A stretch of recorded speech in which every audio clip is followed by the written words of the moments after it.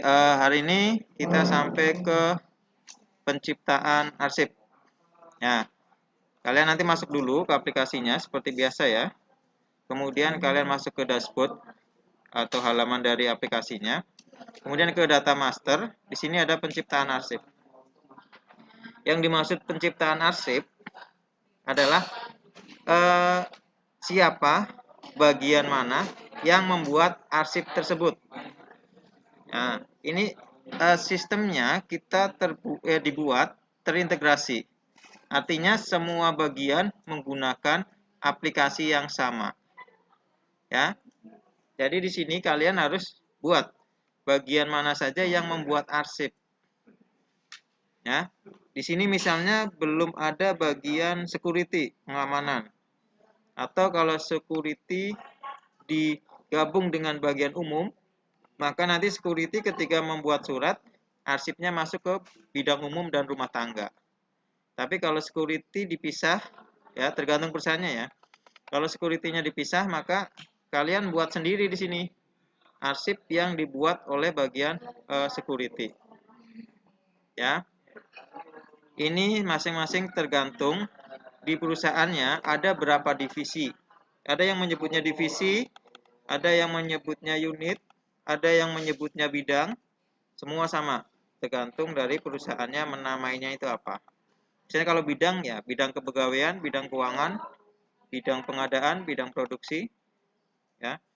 Kalau divisi ya sama, divisi kepegawaian, divisi keuangan, divisi pengadaan. Kalau unit juga sama, ya. Unit kepegawaian, unit keuangan, unit pengadaan. Nah, di sini sederhana ya kalau di pencipta arsip. Jadi di awal ditetapkan dulu siapa saja yang menciptakan arsip di lingkungan perusahaan tersebut. Nah, cara buatnya seperti ini. Misalnya kita mau buat satu lagi. Kepegawaian, keuangan, pengadaan, produksi. Nah, misalnya kita pakai kata bidang ya. Yang belum adalah bidang pemasaran. Ya, kalian buat di sini caranya. Entry baru. Nah, tinggal kasih nama aja. Bidang pemasaran. Simpan. Terus oke. Bisa ya, selesai. Nah, yang menentukan bidang-bidang ini adalah dari manajer atau direkturnya. Bukan kalian ya, sebagai staf tidak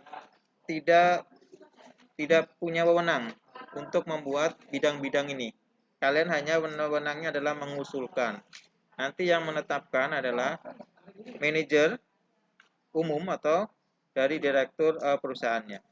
Ya. Jadi nanti tanyakan dulu kalau kalian kerja terus pakai aplikasi ini, kalian tanyakan kira-kira bidang apa yang menciptakan arsip di perusahaan tersebut. Divisi apa saja yang menciptakan arsip. Oke, ini untuk penciptaan arsip saya kira gampang. Nah, yang ketiga ya, 1, 2, 3, unit pengolah. Nah, tadi kita sudah bicara tentang penciptaan arsip, ya, yang membuat arsipnya. Arsip dari setiap penciptaan arsip di sini itu diolah oleh bagiannya sendiri. Ya, kalau sistemnya desentralisasi. Kalau sistemnya sentralisasi berarti dikelola secara terpusat. Ya. Anggap aja sekarang kita pakai sistem desentralisasi. Ya, jadi setiap bagian, setiap bidang punya unit sendiri, punya bagian sendiri yang bertugas mengolah arsip. Nah, disinilah kalian buat. Ya, bisa beda ya. Jadi gini, di penciptaan arsip ini bagiannya bidang kepegawaian. Ya, ada bidang keuangan. Nah, kemudian di unit pengolah arsip ini adalah unit yang mengolah arsip. Kenapa dipisah? Karena bisa jadi satu bidang itu dikelola oleh unit yang sama. Misalnya nih, ya karena kita mau efisiensi, ya artinya kita menggunakan sumber daya yang seadanya untuk hasil yang maksimal. Misalnya bidang yang terkait atau hampir sama, misalnya kepegawaian, keuangan, pemasaran. Mau dibuat satu unit, itu juga boleh.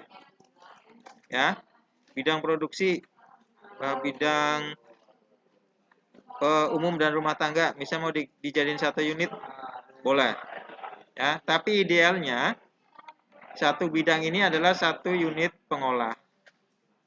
Ya, berarti kalau sama ya kalian tinggal sama saja kayak di sini, kayak di penciptaan arsip, kan? Misalnya bidang kepegawaian, ya kita di sini unit pengolahnya adalah unit arsip kepegawaian. Ya udah ada di sini ya. Cara buatnya sama.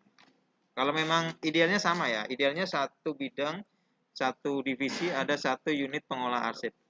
Idealnya seperti itu.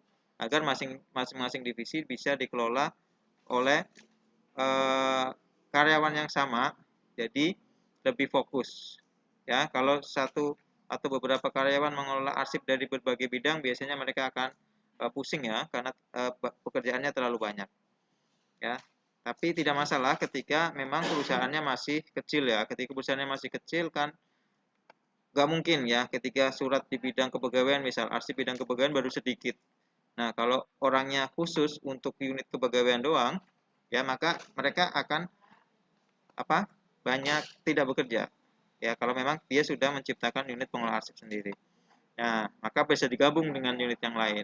Ya, misalnya ambil SMK, ya, anak lulusan SMK. Mereka udah paham arsip, ya. Mereka nanti tinggal mengolah saja. Nah, cara buatnya seperti ini. Gampang ya, gampang. Data master, unit pengolah, entry baru. Nah, di sini ya, unit arsip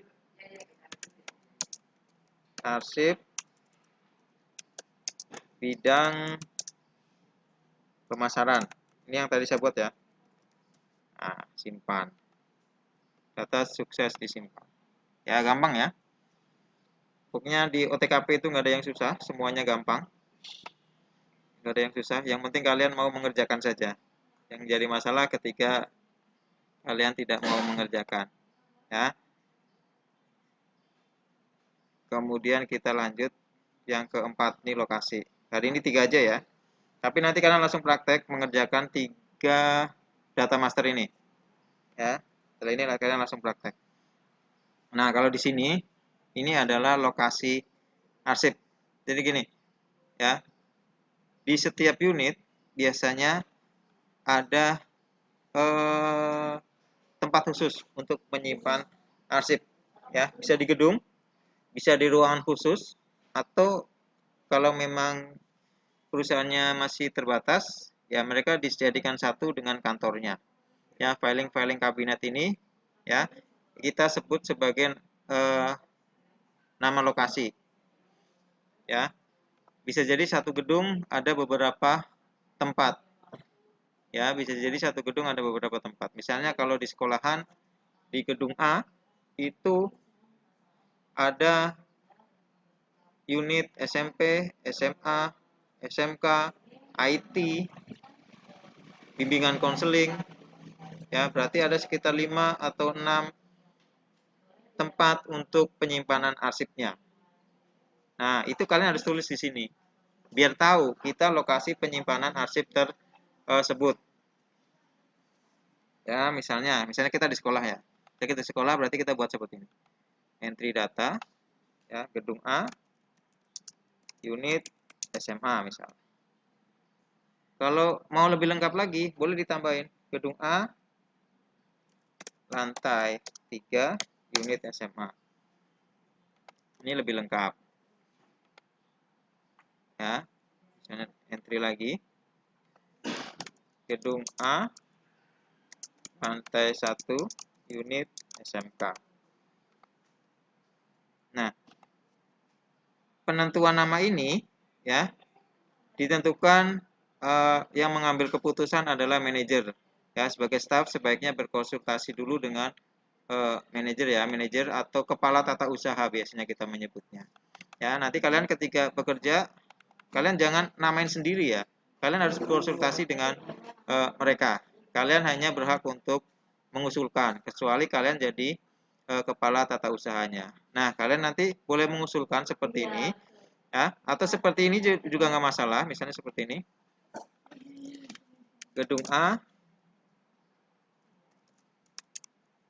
unit SMA misal. Ini juga nggak masalah. Yang terpenting adalah kalian ketika membuat nama-nama ini adalah konsisten, ya, sama semua. Baik namanya maupun tanda bacanya, titik komanya harus sama.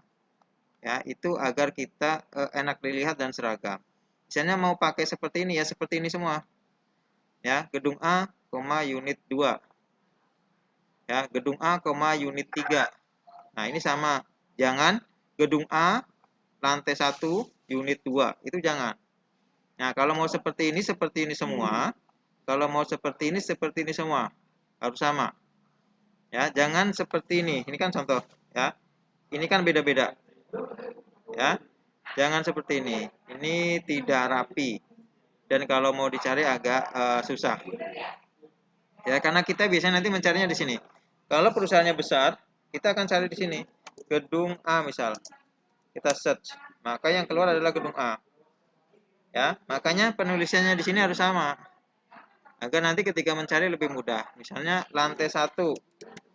Misalnya kalian menulis lantai ya. Tulis lantainya juga harus sama ya. Misalnya gini. Lantai 1, ya lantai 1 begini.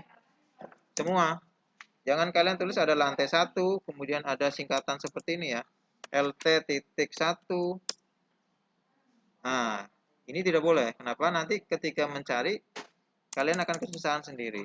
Jadi ketika lantai 1 ya lantai 1 semua.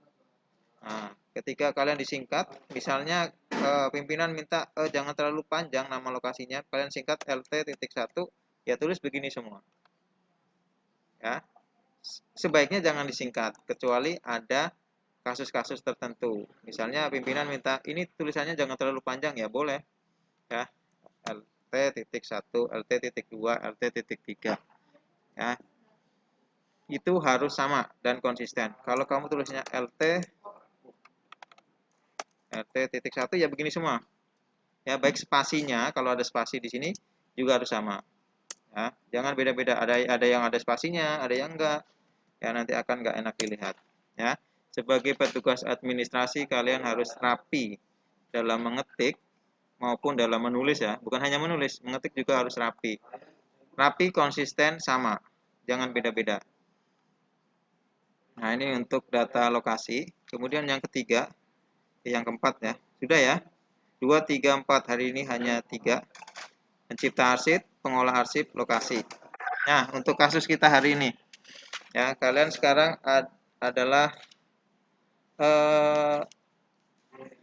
staf bidang tata usaha dari sekolah. Hari ini sekolah ya. Kalau kemarin perusahaan, hari ini kita sekolah. Siapa tahu nanti ada yang jadi TU sekolah. Nanti minggu depan kita ganti lagi bidang bisnis kita ya. Bidang bisnis kita selalu berubah. Hari ini kalian adalah staf tata usaha sekolah. Pimpinan kalian meminta kalian membuat aplikasi arsip seperti ini. Kalian sudah buat. Hari ini kalian harus membuat pencipta arsip, pengolah arsip, sama lokasi. Ya, saya akan share tugasnya.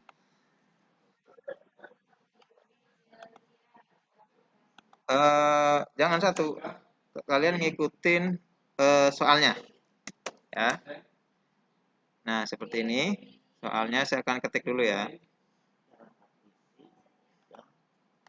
Pencipta, unit pengolah, sama lokasi. Nah, kalian ngikutin soalnya. Soalnya seperti ini. Kasusnya kalian adalah staf bagian tata usaha pada sebuah sekolah. Di mana sekolah ini terdiri dari unit SD, SMP, SMA, dan SMK.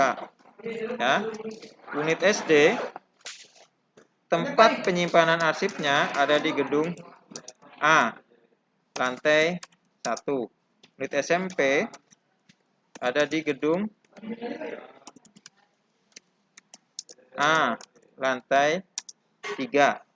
Ya, kemudian unit SMA Unit SMA simpanannya ada di gedung B, lantai 1 ya. SMK juga sama. Bukan ya, SMK lantai 3. Gedung B. Jadi kalian nanti buat ngikutin ini. Gedung B, lantai 3. Nah, ini untuk unit. Jadi nanti unitnya ada unit SD, SMP, SMA, SMK. Ya. Jadi nggak pakai seperti di perusahaan ya. Ini sedikit berbeda. Ya, jadi nanti di sini pencipta arsip berarti kalian pakai unit SD, SMP, SMA, SMK. Unit pengolah pun sama ya. Unit pengolah SD, SMP, SMA. Lokasinya ngikutin ini. Ya. Lokasinya ngikutin ini. Ya. Berarti untuk pencipta arsipnya adalah ini. Saya tulis di sini ya biar tidak bingung. Pencipta.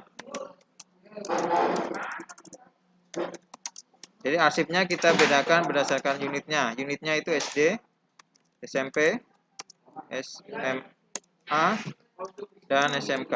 Jadi masing-masing buat 4. Saya kira ini setengah jam selesai ya. Setengah jam selesai karena kalian tidak input data. Ya, tidak upload data ya, tidak ada upload data. Kalian hanya mengetik saja di sini. Dan tidak terlalu banyak. Nah, untuk membedakan satu orang dengan orang lainnya ya, kan kalian ada banyak nih, 36. Ya. Nanti kan ini masih di aplikasi yang sama. Jadi kan saya harus tahu itu buatan ketikan siapa. Ya kan? Nanti saya minta kalian tambahkan kode ya di depannya. Ya, misalnya gini. Kodenya itu absensi ya, nomor absensi ya. Misalnya kalian mau buat, saya langsung aja di sini. Pencipta arsip. Misalnya kalian absennya nomor 1. Ya. Kalian kasih seperti ini. 1, kemudian baru namanya. Misalnya unit SD atau bidang SD, terserah ya. Yang penting konsisten. Saya nggak tentukan namanya biar kalian menciptakan nama sendiri. Saya lihat kalian ketika membuat nama itu konsisten atau tidak. Ya,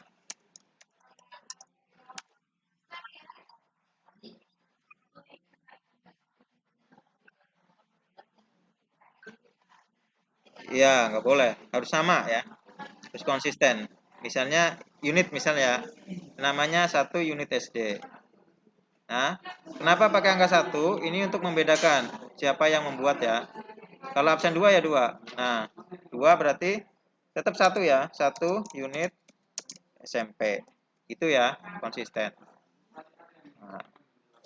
Nah, begini. Ya, saya hapus. Biar absen 1 nanti bisa membuat dengan nama sendiri. Ya, nggak harus unit. Bisa bidang, bisa divisi.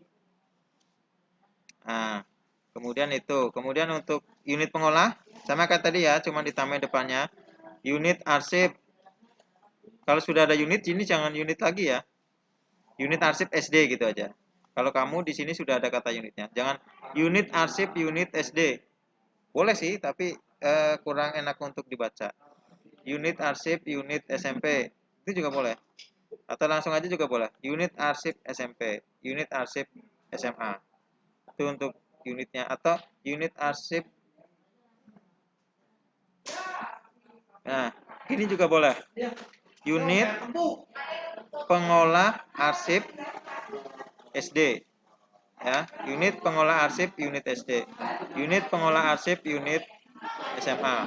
Ya, ini penamaannya. Harus konsisten mau pakai yang mana.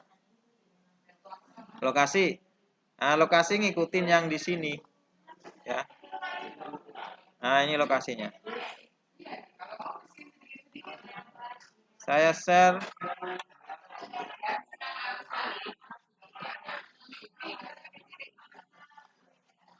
Lokasi.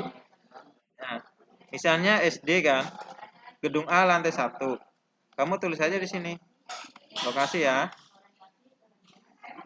Entry baru. Sama, kasih nomor dulu. Satu, misalnya absen 1 ya. Kalau kamu tulisnya 1 titik, berikutnya 1 titik semua. Kalau 1 nggak pakai titik semua ya. Misalnya 1 titik spasi. Nanti kamu buatnya sama semua begitu. 1 titik spasi. Ya. Kamu tulis aja langsung kalau lokasi kan langsung. Ya. Eh, gedung A, lantai 1, misalnya unit, koma, kalau udah koma, boleh lanjut juga nggak apa-apa. Gedung A, lantai 1, unit SD. Nah, seperti ini.